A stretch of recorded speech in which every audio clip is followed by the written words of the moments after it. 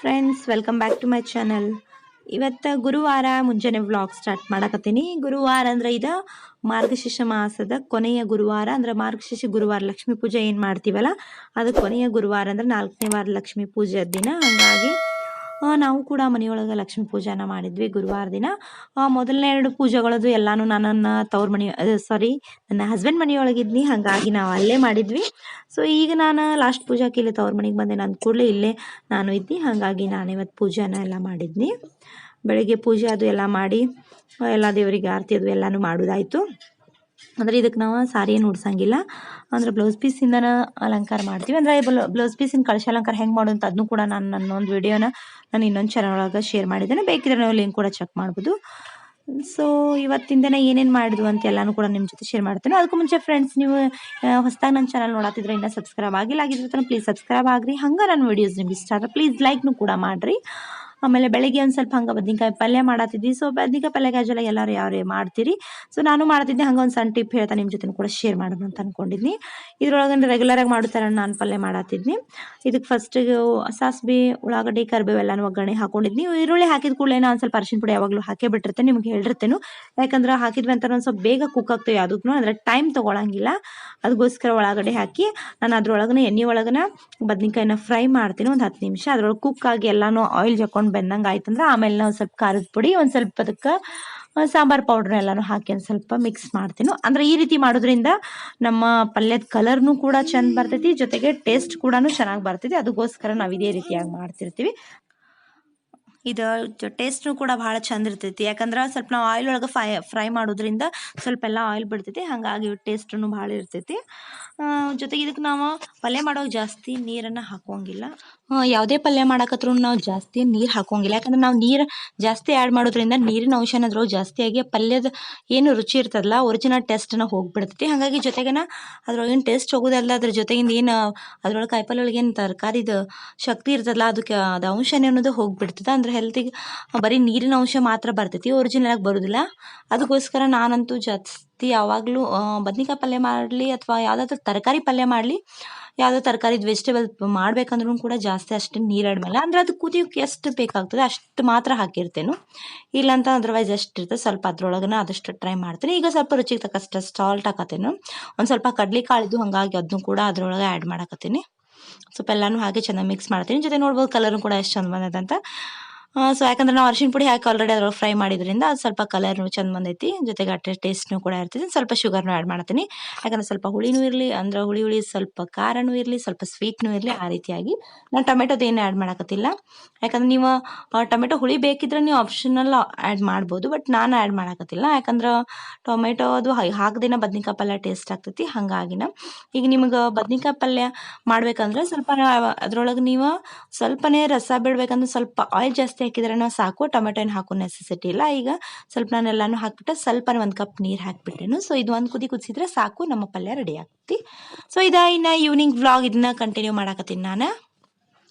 ಅಂದ್ರೆ ಗುರುವಾರ ಐತಲ್ಲ, ಹೆಂಗಿದ್ರು ಲಕ್ಷ್ಮೀ ಪೂಜೆ ಇತ್ತು, ಹಾಗಾಗಿ ಸಾಯಂಕಾಲ ರಂಗೋಲಿ ತೆಗ್ದಿನಿ. ನಾವು ಮುಂಚೆನೇ ಹೇಳಿದೆ ನಿಮ್ಗೆ, ನಾನು ರಂಗೋಲಿ ತೆಗೆದಂದ್ರೆ ನನಗೆ ಭಾಳ ಇಷ್ಟ ಅಂತ. ಸ್ವಲ್ಪನೂ ಜಾಸ್ತಿ ಜಾಗ ಸಿಕ್ಬಿಟ್ರೆ ಸಾಕು, ಎಲ್ಲ ಕಡೆ ರಂಗೋಲಿ ತೆಗೆದಿರ್ತೇನೆ. ಹಾಗಾದ್ರೆ ಈವ್ನಿಂಗ್ ಪೂಜೆ ಆಯ್ತು ಅಂದ್ಕೊಳ್ಳಿ ಒಂದು ಸ್ವಲ್ಪ ನಮ್ಮ ಮನೆ ಮುಂದೆ ತವ್ರ ಮನೆ ಮುಂದೆ ಇಲ್ಲಿ ಮುಂದ್ಗಡೆ ಗೇಟ್ ಮುಂದ್ಗಡೆನ ಒಳಗಡೆ ಎಂಟ್ರೆನ್ಸ್ಗೆ ತುಳಸಿ ಕಟ್ಟಿನೂ ಐತಿ. ಹಾಗಾಗಿ ಕೆಳಗಡೆ ಏನೈತಿ ಅಲ್ಲಿ ಬೋರ್ ತೆಗ್ಸಿದ್ವಿ, ಅಂದ್ರೆ ಬೋರ್ ಐತಿ ಕೆಳಗಡೆ, ಬೋರಿನ ಮೇಲ್ಗಡೆನೇ ತುಳಸಿ ಕಟ್ಟಿನೂ ಇಟ್ಟಿವಿ ನಾವು. ಅಲ್ಲಿ ಸೈಡಿಗೆ ಎಲ್ಲ ಕಡೆನೂ ತುಳಸಿ ಕಟ್ಟಿ ಮುಂದೆ, ಆಮೇಲೆ ಕಂಪೌಂಡ್ ಮಗ್ಲ ಜೊತೆಗನ ಗೇಟ್ ಮುಂದ್ಗಡೆ ಎಲ್ಲಾನು ಕೂಡ ರಂಗೋಲಿ ಎಲ್ಲ ತೆಗ್ದಿದ್ದೇನೆ. ನೋಡೋಣ, ನನ್ಗೆ ನಮ್ಮ ಹೋಮ್ ಟೂರ್ ಇಲ್ಲಿ ತವ್ರ ಮನೆ ಶೇರ್ ಮಾಡೋಕ್ಕಾದ್ರೆ ಅದನ್ನು ಕೂಡ ನಾನು ಟ್ರೈ ಮಾಡಿರ್ತೇನೆ. ಸೊ ಶೂಟ್ ಮಾಡಿದ ನಂತರ ಅಂದ್ರೆ ನಿಮ್ಮ ಜೊತೆ ಖಂಡಿತವಾಗ್ಲೂ ಅದನ್ನು ಕೂಡ ನಾನು ಶೇರ್ ಮಾಡ್ತೀನಿ. ಇದು ಮನೆ ಮುಂದ್ಗಡೆ ತೋರಿಸಾಕತ್ತೀನಿ ನಾನು. ಅಂದ್ರೆ ಮನೆ ಮುಂದ್ಗಡೆ ಒಂದು ಸ್ವಲ್ಪ ಪ್ಲೇಸ್ ಐತಿ. ಅಂದ್ರೆ ನಮ್ಮದು ಹೊಸ ಏರಿಯಾ ಅಂದ್ಕೊಳ್ಳಿ, ಒಂದು ಸ್ವಲ್ಪ ಮನೆಗಳಿಗೆ ಹೊಸ ಮನೆಗಳಿಗೆ ಕಟ್ಟಾಕತ್ತಾರು, ಹಾಗಾಗಿ ಕೆಲವೊಂದು ಮನೆಗಳೆಲ್ಲ ಆಗಾಕತ್ತಾವು. ಜೊತೆಗೆ ಸ್ವಲ್ಪ ಇನ್ನೂ ಮನೆ ಮುಂದೆ ಇನ್ನೂ ಮನೆಗಳು ಇಲ್ಲಿ ಸ್ಪೇಸ್ ಕುಲ್ಲ ಐತೆ ಅಂದ್ಕೊಳ್ಳಿ, ಒಂದು ಸ್ವಲ್ಪ ಅಲ್ಲಿ ಜಾಗ ಐತಿ. ಸೈಡ್ ಕುಳಿದ ಕಡೆ ಎಲ್ಲನೂ ಆಜು ಬಾಜು ಮನೆಗಳೆಲ್ಲನೂ ಆಗ್ಯಾವು. ನಮ್ಮ ಅನ್ವಿನೂ ಅಲ್ಲಿ ಆಡ ಬರತ್ತಿದ್ವು, ಹಾಗಾಗಿ ಅದನ್ನ ನೋಡಿ ಆಕಿನೂ ಖುಷಿಯಾಗಿ ಬಿಟ್ಟಿದ್ಲು. ಅಂದ್ರೆ ಆಕಿಗೆ ಹಾಡಂದ್ರೆ ಭಾಳ ಇಷ್ಟ. ಅವಾಗ ಆಲ್ರೆಡಿ BV ಅಂತ ಹೆಸರಿಟ್ಟಾಳ ಅಂತ ನಾನು ನಿಮ್ಗೊಂದು ವ್ಲಾಗ್ ಮಾಡಿದ್ನಿ, ಅದ್ರೊಳಗೆ ಶೇರ್ ಮಾಡಿದ್ನಿ. ಆಕೆ ಹಾಗಾಗಿ ಅವು ನೋಡಿ ಭಾಳ ಖುಷಿಯಾಗಿದ್ದೆ. ಜೊತೆಗೆ ನಮ್ಮ ತವ್ರ ಮನೆಯೊಳಗೆ ನಮ್ಮ ಮನೆ ಮುಂದ್ಗಡೆ ಎಲ್ಲ ಹುಡುಗರು ಆಡೋಕ್ಕೆಲ್ಲ ಭಾಳ ಪ್ಲೇಸ್ ಐತಿ. ಆಜು ಬಾಜುನು ಎಲ್ಲರ ಮನೆಯೊಳಗೂ ಸಣ್ಣ ಹುಡುಗರು ಅದಾವು, ಹಾಗಾಗಿ ಆಕಿಗೆ ಇಲ್ಲಿ ಬಂದತ್ತ ಸ್ವಲ್ಪ ಹುಡುಗರ ಜೊತೆ ಆಡ್ಕೋತ ದುಂಬಡಿ ಹತ್ತು ಬಿಡ್ತಾಳು. ಹಂಗಾಗಿ ಮನೆಯೊಳಗನ ಬರಂಗಿಲ್ಲ. ನೋಡ್ಬೋದು ನೀವು ಹೆಂಗೆ ಆಟ ಆಡಕತ್ತಾಳ ಅಂತ. ಹಂಗಾಗಿ ಆಕಿದು ಒಂದು ಸ್ವಲ್ಪ ನಿಮ್ಮ ಜೊತೆ ಶೇರ್ ಮಾಡಿ ಶೂಟ್ ಮಾಡಿದ್ನಿ. ಹಾಯ್ ಮಾಡು ಅಣ್ಣಾಗ, ಹಾಯ್ ಮಾಡ್ಲ ಅವಂಗ. ಹಾಯ್ ಇಲ್ಲಿ ಅನ್ನಿಲ್ಲಿ ಚೆನ್ನಾಗಿ ಹೇಳಿ ಹಾಯ್.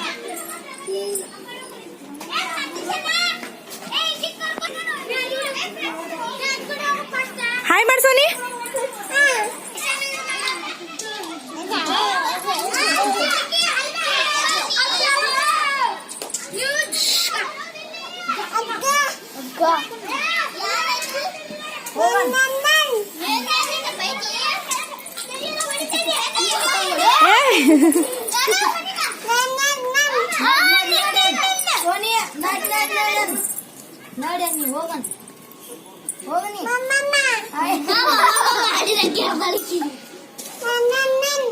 ಚಾ ಕುಡ್ದಾರ ಇಲ್ಲಿ ಕೇಳು, ಎಲ್ಲಾರನು ಚಾ ಕುಡ್ದಾರ ಇಲ್ಲಿ ಕೇಳು. ಏಶ್ ಹಾಯ್ ಮಾಡಕ್ಕ, ಹಾಯ್ ಮಾಡು, ಹಾಯ್ ಮಾಡಕ್ಕೀಗ ಹಾಯ್ ಅನ್ಲಾ, ಹಾಯ್ ಮಾಡ್ಲಾ. ಇಲ್ಲತ್ತ ಮಾಡೋದಿಲ್ಲ ನಿಮಗೆ. ಒಂದು ಸ್ವಲ್ಪ ಸಾಯಂಕಾಲ ಕುರ್ಮಾ ಮಾಡತ್ತಿದ್ನಿ, ಅಂದ್ರೆ ಆಲೂ ಕುರ್ಮಾ ಮಾಡತ್ತಿದ್ನಿ. ಹಂಗಾಗಿ ಆ ರೆಸಿಪಿ ನಿಮ್ಮ ಜೊತೆ ಕೂಡ ಶೇರ್ ಮಾಡಕತ್ತೀನಿ. ಈಗ ಇದಕ್ಕೆ ನಾನೊಂದು ಸ್ವಲ್ಪ ಒಗ್ಗರಣೆಗೆ ಆಯಿಲನ್ನು ಹಾಕಿನೂ, ಆಯಿಲ್ ಹಾಕಿಬಿಟ್ಟು ಅದ್ರೊಳಗೆ ಉಳ್ಳಾಗಡ್ಡೆನೆಲ್ಲ ಹೆಚ್ಚಿಟ್ಕೊಂಡಿದ್ನಿ. ಸೊ ಅದು ಹಾಕೋತೀನಿ. ಅಂದ್ರೆ ಇದೇನು ಮಸಾಲ ರೆಡಿ ಮಾಡ್ತೀವಲ್ಲ ಕುರ್ಮಾಕ, ಆ ಮಸಾಲಾನ ರೆಡಿ ಮಾಡ್ಕೊಳಕತ್ತೀನಿ. ಇದಕ್ಕೆ ನಾನೊಂದು ಸ್ವಲ್ಪನ ಆಯಿಲ್ ಹಾಕಿಬಿಟ್ಟು ಅದ್ರೊಳಗೆ ಉಳ್ಳಾಗಡ್ಡೆನ ಫ್ರೈ ಮಾಡ್ಕೊತೀನಿ. ಅಂದ್ರೆ ಒಂದು ಸ್ವಲ್ಪನೇ ಬ್ರೌನ್ ಕಲರ್ ಬರುತ್ತನ ಫ್ರೈ ಮಾಡಬೇಕು, ಪೂರ್ತಿ ಏನು ಹಂಗೆ ಬರೋಂಗಿಲ್ಲ. ಒಂದು ಸ್ವಲ್ಪನ ಆಯಿಲ್ ಒಳಗೆ ಅದನ್ನು ಫ್ರೈ ಮಾಡ್ಕೋಬೇಕು. ಅಂದರೆ ಉಳ್ಳಾಗಡ್ಡೆ ಒಂದು ಸ್ವಲ್ಪ ಫ್ರೈ ಆಗುತ್ತಾನೆ ಅದನ್ನು ಕರ್ಕೊಂಡ್ಬಿಟ್ಟು ಅದಕ್ಕೆ ನಾನು ಜೊತೆಗನ ಟೊಮೆಟೊನು ಹೆಚ್ಚಿಟ್ಕೊಂಡೇನು ಒಂದು ಸ್ವಲ್ಪ. ಆಮೇಲೆ ಅದಕ್ಕೊಂದು ಸ್ವಲ್ಪ ಬೆಳ್ಳುಳ್ಳಿನ ತೊಗೊಂಡೇನು, ಅಂದರೆ ಒಂದು ಗಡ್ಡೆ ಬೆಳ್ಳುಳ್ಳಿನ ತೊಗೊಂಡೇನು. ಮತ್ತು ಒಂದು ಸ್ವಲ್ಪನ ಶುಂಠಿನೂ ಅದನ್ನು ಕಟ್ ಮಾಡಿ ರೆಡಿ ಮಾಡಿ ಇಟ್ಕೊಂಡಿದ್ದೇನು. ಈಗ ಒಂದು ಸ್ವಲ್ಪನ ಇವು ಸಾಫ್ಟ್ ಆಗಬೇಕು, ಅಂದರೆ ಹಾರ್ಡ್ ಇದಾವಲ್ಲ ನಮ್ಮ ಉಳ್ಳಾಗಡ್ಡಿ, ಅವೆಲ್ಲ ಒಂದು ಸ್ವಲ್ಪ ಫ್ರೈ ಮಾಡ್ಕೊಂಡು ಒಂದು ಸ್ವಲ್ಪ ಸಾಫ್ಟ್ ಆಗಬೇಕು. ಒಂದು ಸ್ವಲ್ಪ ಸಾಫ್ಟ್ ಆಗುತ್ತಾನೆ ನಾನೀಗ ಉಳ್ಳಾಗಡ್ಡಿನ ಹುರ್ಕೋಕತ್ತೀನಿ. ಈ ಉಳ್ಳಾಗಡ್ಡಿ ಒಂದು ಸ್ವಲ್ಪನೇ ಬ್ರೌನಿಗೆ ಟರ್ನ್ ಆಗಬೇಕು. ಸೊ ನೋಡಿರಿ, ಸ್ವಲ್ಪನೇ ನಾನು ಇದನ್ನು ಹುರ್ಕೊಳಕತ್ತೀನಿ.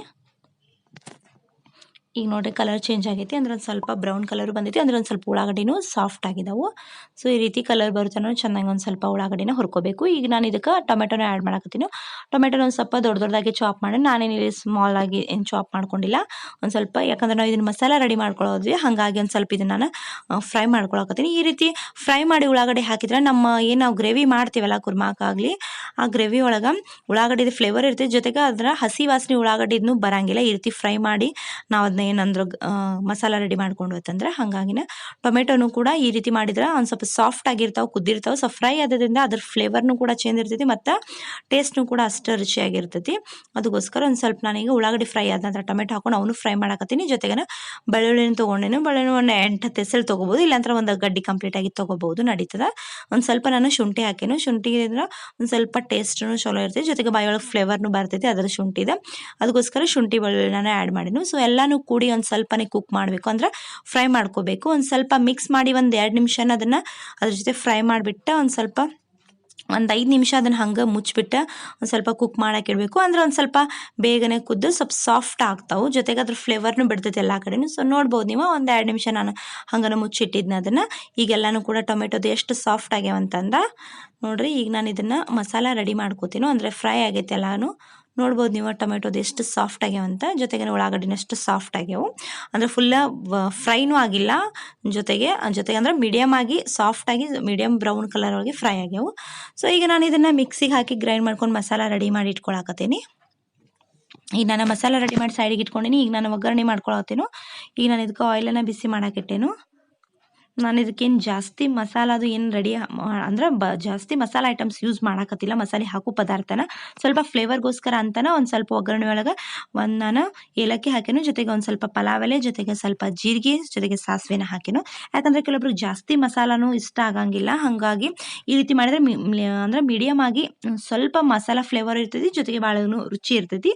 ಅದಕ್ಕೋಸ್ಕರ ಸ್ವಲ್ಪನ ಹಾಕೇನು. ಅದಾದ ನಂತರ ನಾನು ಡೈರೆಕ್ಟಾಗಿ ಆಯಿಲ್ ಒಳಗನೆ ನಾವೇನು ಗ್ರೇವಿ ಮಸಾಲ ರೆಡಿ ಮಾಡ್ಕೊಂಡಿರ್ತೀವಲ್ಲ ಅದನ್ನು ಹಾಕಾಕ್ತೀನಿ. ಇದೇ ಮೇನ್ ನಮ್ಮ ಏನು ಕುರ್ಮಾ ಮಾಡತ್ತೀವಲ್ಲ, ಕುರ್ಮಾದ ಮೇನ್ ಗ್ರೇವಿ ಇದೆ. ಸೊ ಅದಕ್ಕೋಸ್ಕರ ನಾನೀಗ ಆಯಿಲ್ ಒಳಗನೆ ಇದನ್ನು ಹಾಕಾಕ್ತೀನಿ. ಅಂದರೆ ಆಯಿಲ್ ಒಳಗೆ ಹಾಕೋದ್ರಿಂದ ಅದ್ರ ಟೇಸ್ಟ್ ಇನ್ನೂ ಜಾಸ್ತಿಯಾಗಿ ಬರ್ತೈತಿ. ಅದಕ್ಕೋಸ್ಕರ ಇದಕ್ಕೆ ನಾವು ರುಚಿಗೆ ತಕ್ಕಷ್ಟು ಒಂದು ಸ್ವಲ್ಪ ಖಾರದ ಪೌಡ್ರ್ ಹಾಕಾಕ್ತೀನಿ. ಒಂದು 2 ಸ್ಪೂನ್ ಹಾಕಾಕತ್ತೀನಿ ನಾನು.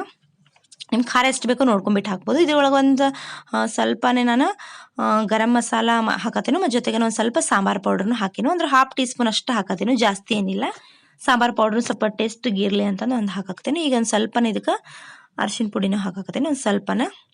ಈಗ ಎಲ್ಲನೂ ಚೆನ್ನಾಗಿ ಮಿಕ್ಸ್ ಮಾಡ್ಕೋಬೇಕು. ಅಂದರೆ ನಾವು ಏನು ಮಸಾಲೆ ಹಾಕಿದ್ವಲ್ಲ ಅದರೊಳಗೆಲ್ಲನೂ ಮಿಕ್ಸ್ ಆಗುವಾಗಿ ಚೆನ್ನಾಗಿ ಒಂದು ಸ್ವಲ್ಪ ಮಿಕ್ಸ್ ಮಾಡ್ಕೋಬೇಕು. ಇದು ಆಯಿಲ್ ಬಿಡುತ್ತೆ ನಾನು ಸ್ವಲ್ಪ ಇದನ್ನು ಹಂಗೆ ಫ್ರೈ ಮಾಡಬೇಕು. ಅಂದ್ರೆ ನೋಡ್ಬೋದು ನೀವು ತಳ ಬಿಡಬೇಕದ. ಅಂದ್ರೆ ಎಲ್ಲ ಕಡೆ ಆಯಿಲ್ ಬಿಡುತ್ತಂದ್ರೆ ನಮ್ಮ ಏನು ಮಸಾಲೆ ಎಲ್ಲ ಹಾಕಿರ್ತೀವಲ್ಲ ಅದ್ರೊಳಗೆ ನಾವು ಅದೆಲ್ಲನೂ ಚಂದಂಗೆ ಅದ್ರೊಳಗೆ ಮಿಕ್ಸಪ್ ಆಗಿರ್ತೈತಿ. ಈಗ ನಾನು ಇದಕ್ಕೆ ಬಟಾಟಿನ ತೊಗೊಂಡಿದ್ದೀನಿ. ಸೊ ಬಟಾಟಿನ ಅದ್ರ ಮೇಲಿಂದ ಚಿಪ್ಪೆ ತೆಗೆದು ಅದನ್ನು ಸ್ಮಾಲಾಗಿ ಚಾಪ್ ಮಾಡಿಬಿಟ್ಟು ಅದ್ರೊಳಗೆ ಸ್ವಲ್ಪ ಹಸಿ ಬಟಾಣಿ ತೊಗೊಂಡು ಎರಡನ್ನೂ ಹಾಕಿನು. ಈಗ ಇದ್ರ ಮೇಲ್ಗಡೆ ನಾನು ಸಾಲ್ಟ್ ಹಾಕತ್ತೀನಿ. ನಾನು ಇದನ್ನು ಕುಕ್ಕರ್ ಒಳಗೆ ಮಾಡತ್ತಿದ್ದೇನೆ, ಅದಕ್ಕೋಸ್ಕರ ನಾನು ಹಸಿ ಬಟಾಟಿನ ತೊಗೊಂಡಿದ್ದೇನೆ. ಅಂದ್ರೆ ಇಲ್ಲ ಅಂತಂದ್ರೆ ನೀವು ಡೈರೆಕ್ಟ್ ಒಗ್ಗರಣೆ ಹಾಕಿ ಇಲ್ಲೇ ಮಾಡ್ಬೋದಿತ್ತಂದ್ರೆ ನೀವು ಬಾಯ್ಲ್ ಮಾಡಿ ಕೂಡ ಪೊಟಾಟೆನ ತೊಗೊಂಡ್ಬಿಟ್ಟು ಅದನ್ನು ಇರೋ ಸ್ಲೈಸಸ್ ಮಾಡಿ ಕೂಡ ಹಾಕ್ಬೋದು. ನಾನು ಡೈರೆಕ್ಟಾಗಿ ಹಸಿ ಬಟಾಟಿನ ತೆಗೆದು ಕುಕ್ಕರ್ ಒಳಗೆ ವಿಸಿಲ್ ಹೊಡ್ಸಕಿದ್ದೇನೆ. ಹಾಗಾಗಿ ನಾನು ಇದು ಬೇಗ ಆಗ್ತೈತಿ ಜೊತೆ ಕುಕ್, ಅದಕ್ಕೋಸ್ಕರ ಅಂತ ನಾನು ಈ ರೀತಿ ಮಾಡಕತ್ತೇನೆ. ಅಂದ್ರೆ ನಾವು ಅದನ್ನು ಫಸ್ಟಿಗೆ ನಾವು ಅಂದ್ರೆ ಪೊಟಾಟೆನ ತೊಗೊಂಡ್ಬಿಟ್ಟು ಹಾಕೋದ್ರಿಂದ ಅದು ಮತ್ತೆ ಕುದಿಸಿ ಇದ್ರೊಳಗೆ ಹಾಕೋಕ್ಕಿಂತನೂ ಈ ರೀತಿ ಒಗ್ಗರಣೆಗೆ ಹಾಕಿದ್ರೆ ಒಂದು ಸ್ವಲ್ಪ ಟೇಸ್ಟನ್ನು ಜಾಸ್ತಿ ಇರ್ತೈತಿ. ಜೊತೆಗೆ ನಮ್ಮ ಗ್ಯಾಸ್ನು ಕೂಡ ಉಳಿತಾಯನ ಆಗ್ತೈತೆ ಅಂತ ಹೇಳ್ಬೋದು. ಒಂದು ಸ್ವಲ್ಪ ಈಗ ನಾನು ಇದಕ್ಕೆ ಕೊಬ್ಬರಿ ತುರಿ ಹಾಕತ್ತೇನೋ. ಅಂದ್ರೆ ಸ್ವಲ್ಪ ಕೊಬ್ಬರಿ ಪೌಡರ್ ಮಾಡಿ ಇಟ್ಕೊಂಡಿದ್ದೀನಿ, ಒಣ ಕೊಬ್ಬರಿನ ತೊಗೊಂಡಿದ್ದೀನಿ, ಹಸಿ ಕೊಬ್ಬರಿ ಏನಿಲ್ಲಿದೆ. ಬೇಕಿದ್ರೆ ಹಸಿ ಕೊಬ್ಬರಿ ಇದ್ರೂ ಕೂಡ ನೀವು ಹಾಕ್ಬೋದು. ಈಗ ನಾನು ಇದಕ್ಕೆ 1 ಸ್ಪೂನ್ ಅಷ್ಟು ಎಳ್ಳು ಪುಡಿ ಹಾಕತ್ತೇನೋ. ಅಂದ್ರೆ ಏನು ಬಿಳಿ ಎಳ್ಳು ಇರ್ತದಲ್ಲ ಅದನ್ನು ಹುರಿದು ಬಿಟ್ಟು ಪೌಡರ್ ಮಾಡಿ ಇಟ್ಕೊಂಡಿರ್ತೀವಿ. ಸೊ ಹಾಗಾಗಿ ಅದನ್ನು ನಾನು 1 ಸ್ಪೂನ್ ಅಷ್ಟು ಹಾಕಾಕತ್ತೇನೋ. ಅಂದ್ರೆ ಯಾವಾಗಲೂ ನಾವು ಯೂಶಲಿ ಇದನ್ನು ಎಳ್ಳನ್ನು ಹುರಿದು ಬಿಟ್ಟು ಅಂದ್ರೆ ಆಯಿಲ್ ಇಲ್ದನ ಹಂಗೆ ಎಳ್ಳನ್ನು ಸ್ವಲ್ಪ ಅವು ಚಟ್ಪಟ್ ಸೌಂಡ್ ಬರ್ತಾವಲ್ಲ ಆ ರೀತಿಯಾಗಿ ಸ್ವಲ್ಪ ಹುರ್ಕೊಂಡ್ಬಿಟ್ಟು ಅದನ್ನು ಪೌಡರ್ ಮಾಡಿ ಒಂದು ಡಬ್ಬಿ ಇಟ್ಕೊಂಡ್ಬಿಟ್ಟಿರ್ತೇನೆ ಯಾವಾಗಲೂ.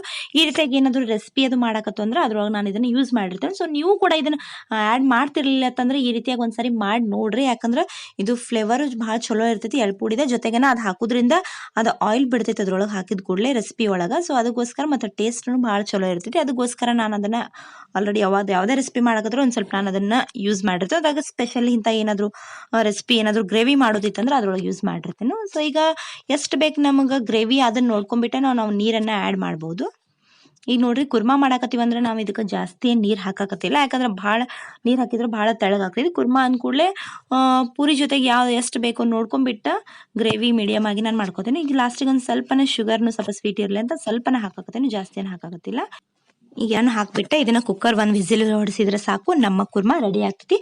ಸೊ ನೀವು ಕೂಡ ಈ ರೀತಿ ಮಾಡಿಲಾಗಿದ್ರೆ ತನ ಒಂದ್ಸರಿ ಟ್ರೈ ಮಾಡಿ ನೋಡ್ರಿ. ಮತ್ತೆ ಹೆಂಗಾಯ್ತು ಅಂತ ನನಗೂ ಕೂಡ ಕಮೆಂಟ್ ಸೆಕ್ಷನ್ ಒಳಗೆ ತಿಳಿಸೋದು ಮರಿಬೇಡ್ರಿ. ಈಗ ಸಾಯಂಕಾಲ ಅಂದ್ರೆ ಪೂಜೆ ಅದು ಎಲ್ಲ ಬೆಳಗ್ಗೆ ಆಗಿತ್ತು. ಒಂದು ಸ್ವಲ್ಪ ಸಾಯಂಕಾಲ ಉಡಿ ತುಂಬೋದಿತ್ತು. ಅಂದ್ರೆ ಲಾಸ್ಟ್ ಗುರುವಾರ ಇತ್ತು. ಅಂದ್ರೆ ಪ್ರತಿ ಗುರುವಾರ ಏನು ಮಾಡಿರ್ತೀವಿ ಹಂಗೆ ನಮ್ಮ ಕಾಲನಿ ಒಳಗೆ ಸ್ವಲ್ಪ ಆಜು ಬಾಜು ಅದು ಜನರಿಗೆ ಕರೆದ ಅರ್ಶಿನ ಕುಂಕುಮ ಕೊಡೋದು ಎಲ್ಲ ಮಾಡಿರ್ತೀವಿ. ಇದು ಲಾಸ್ಟ್ ಗುರುವಾರ ಅಂದ್ಕೂಡಲೇ ಪೂಜೆ ಮುಗಿಸೋದಿತ್ತು. ಹಂಗಾಗಿ ಈಗ ಒಂದು 2 ಜನರಿಗೆ ಅಥವಾ 5 ಜನರಿಗೆ ಯಾರಿಗದು ದೇವ್ರಿಗೆ ನಾವು ಅಂದ್ರೆ ಮುತ್ತೈದೆಯರಿಗೆ ಕರೆದು ಅವ್ರಿಗೆ ಉಡಿ ತುಂಬಿ ಊಟ ಮಾಡಿಸ್ತಿರ್ತೀವಿ. ನಮ್ಮ ಮಮ್ಮಿ ನಮ್ಗೆ ಇಬ್ಬರಿಗನ ಮಾಡಿದ್ಲು. ಹೆಂಗಿದೆ ಯಾಕಂದ್ರೆ ನಾನು ಬಂದಿದ್ನಿ, ನಮ್ಮ ಅಕ್ಕನೂ ಇಲ್ಲೇ ಇದ್ದು. ಹಾಗಾಗಿ ನಮ್ಮ ಇಬ್ಬರಿಗನ ಮಾಡ್ಬೇಕಂತಂದ, ಹೆಣ್ಮಕ್ಳು ಇಬ್ಬರು ಇದ್ದೀವಿ ಅಂತಂದ ನಮ್ಗೆ ಮಾಡತ್ತಿದ್ರು. ಹಂಗಾಗಿ ನಮ್ಗೆ ನಮ್ಮ ಮಮ್ಮಿನ ಉಡಿಯೋದು ತುಂಬಿದ್ರು. ಉಡಿ ತುಂಬಿ ಎಲ್ಲ ಮನೆಯೊಳಗನೆ ಎಲ್ಲರೂ ಕೂಡಿ ಇಲ್ಲೇನ ಊಟ ಅದು ಎಲ್ಲಾನು ಮಾಡಿದ್ವಿ. ಈಗ ನಮ್ಮ ಮಮ್ಮಿ ನಮ್ಗೆ ಉಡಿ ತುಂಬಾತಿದ್ರು. ನಮ್ಮ ಅಕ್ಕಾಗ ನಮ್ಗೆ ಒಂದು ಸ್ವಲ್ಪ ಕ್ಯಾಮ್ರಾ ಅಳಗಾಡತ್ತಿರ್ಬೋದು, ನಿಮ್ಗೆ ಕ್ಲಿಯರ್ ಕಾಣಿಸತೈತಿ ಇಲ್ಲ ಅಂತ ಅನ್ಕೊಳತ್ತೇನೆ ನಾನು. ಯಾಕಂತಂದ್ರೆ ನಾನು ಟ್ರೈಪಾಡ್ನು ತಂದಿಲ್ಲ ಇಲ್ಲಿ ಊರಿಗೆ ಬರೋದು. ಯಾಕಂದ್ರೆ ಆ್ಯಕ್ಚುಲಿ ನಂದು ಊರಿಗೆ ಬರೋದು ಪ್ಲ್ಯಾನಿಂಗ್ ಇರ್ಲಿಕ್ಕಿಲ್ಲ. ಸೊ ಸಡನ್ಲಿ ನಾನು ಈ ಕಡೆ ತವ್ರ ಮನೆಗೆ ಹಸ್ಬೆಂಡ್ ಮನೆಯಿಂದ ಬನ್ನಿ, ಹಾಗಾಗಿ ಏನೂ ತಂದಿಲ್ಲ. ಜೊತೆಗೆ ಇದನ್ನು ನಮ್ಮ ಅಕ್ಕನ ಮಗಳು ಶೂಟ್ ಮಾಡಾಕತ್ತಿದ್ಲು. ಒಂದು ಸ್ವಲ್ಪ ಕ್ಯಾಮ್ರಾ ಮೊಬೈಲಕ್ಕೆ ಅಳಗಾಡ್ಸೋಳು, ಹಂಗಾಗಿ ಶೇಕ್ ಮಾಡಿದ್ರಿಂದ ಸ್ವಲ್ಪ ವೀಡಿಯೋನು ಶೇಕ್ ಆಗತ್ತದ ಅಂತ ಅನ್ಕೋತೀನಿ. ಸೊ ಹಂಗಾಗಿ ಎಷ್ಟು ಹೆಂಗೆ ಬಂದೈತಿ ಹಂಗನ ನಿಮ್ಮ ಜೊತೆನೂ ಶೇರ್ ಮಾಡೋಕೆ ಟ್ರೈ ಮಾಡಿ. ಸೊ ಹೆಂಗೈತಿ ಹಂಗೆ ನೋಡ್ರಿ, ಏನೇನಾಯ್ತು ಎಲ್ಲಾನು ಕೂಡ ನಿಮ್ಮ ಜೊತೆ ನಾನು ಶೇರ್ ಮಾಡ್ತೇನೆ.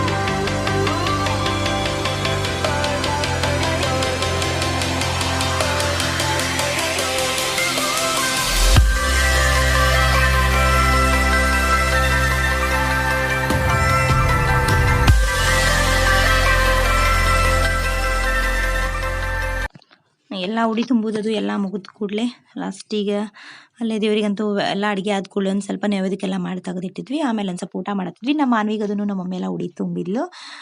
ಈಗ ಒಂದು ಸ್ವಲ್ಪ ಊಟಕ್ಕೆ ಪುರಿ ಮಾಡಿದ್ವಿ, ಜೊತೆಗೆ ಒಂದು ಸ್ವಲ್ಪ ಸಂಡಿಗೆ ಎಲ್ಲ ಹುರಿದಿದ್ದು, ಜೊತೆಗೆ ಒಂದು ಸ್ವಲ್ಪ ಸ್ವೀಟ್ ಅಂತಂದ ಬಾಸುಂದಿ ತರಿಸಿದ್ವಿ. ಅಂದರೆ ಪುರಿ ಜೊತೆ ಕುರ್ಮಾನು ಮಾಡಿದ್ವಿ, ಜೊತೆಗೆ ಸ್ವೀಟ್ ಅಂತಂದ ಬಾಸುಂದಿ ತಂದ ಬಾಸುಂದಿ ಮಾಡಿದ್ವಿ. ಇದು ಮಸಾಲ ರೈಸ್ ಮಾಡಿದ್ವಿ. ಮಸಾಲ ರೈಸ್ ರೆಸಿಪಿ ನಾನು ಆಲ್ರೆಡಿ ಶೇರ್ ಮಾಡಿ ನಿಮ್ಮ ಜೊತೆ. ಸ್ವಲ್ಪ ಗಡ್ಬಡಿ ಆಯಿತು, ಹಾಗಾಗಿ ಇದರ ರೆಸಿಪಿ ನಾನು ನಿಮ್ಮ ಜೊತೆ ಶೇರ್ ಮಾಡಿರಿ. ಇಲ್ಲ ಬೇಕಂತಂದ್ರೆ ನೀವು ಕಮೆಂಟ್ ಮಾಡಿರಿ, ನಾನು ಮತ್ತೊಮ್ಮೆ ನಿಮ್ಮ ಜೊತೆನೂ ಕೂಡ ಶೇರ್ ಮಾಡ್ತೀನಿ. ಇದು ಕುರ್ಮಾ ಒಂದು ವಿಸಿಲ್ ಹೊಡಿಸಿ ನಾನು ತೆಗೆದಿಟ್ಟಿದ್ನಿ. ಅದು ನಿಮಗೆ ನಂಗೆ ತೋರ್ಸೋಕ್ಕಾಗಿಲ್ಲ, ಸೊ ಈಗ ತೋರ್ಸಾಕತ್ತೀನಿ. ಸೊ ನೋಡ್ಬೋದು ಗ್ರೇವಿ ಎಷ್ಟು ತೆಳ್ಳಗಿತ್ತು. ಒಂದು ವಿಸಿಲ್ ಆದ ಕೂಡಲೇ ಕರೆಕ್ಟ್ ಕುರ್ಮಾಕ್ಕೆ ಎಷ್ಟು ಬೇಕು ಯಾವ ರೀತಿಯಾಗಿ ಅದೇ ಸೇಮ್ ಕನ್ಸಿಸ್ಟೆನ್ಸಿ ಬಂದೈತಿ. ಸೊ ಫ್ರೆಂಡ್ಸ್, ಇವತ್ತಿನ ವ್ಲಾಗಿಗೆ ಮುಗಿಸಾಕತ್ತೀನಿ. ಇಷ್ಟ ಲೈಕ್ ಮಾಡಿರಿ, ಹಾಗೆ ಹೊಸ ನೋಡಿದ್ರೆ ಚಾನಲ್ ಸಬ್ಸ್ಕ್ರೈಬ್ ಆಗಿರಿ, ಮತ್ತು ನನ್ನ ವ್ಲಾಗ್ ಆದಷ್ಟು ಎಲ್ಲರ ಜೊತೆಗೂ ಕೂಡ ಶೇರ್ ಮಾಡಿರಿ. ಸಿಗ್ತೀನಿ ಹೊಸ ವ್ಲಾಗ್ ಒಳಗೆ. ಅಲ್ಲಿವರೆಗೂ ಎಲ್ಲರಿಗೂ ಬಾಯ್ ಬಾಯ್.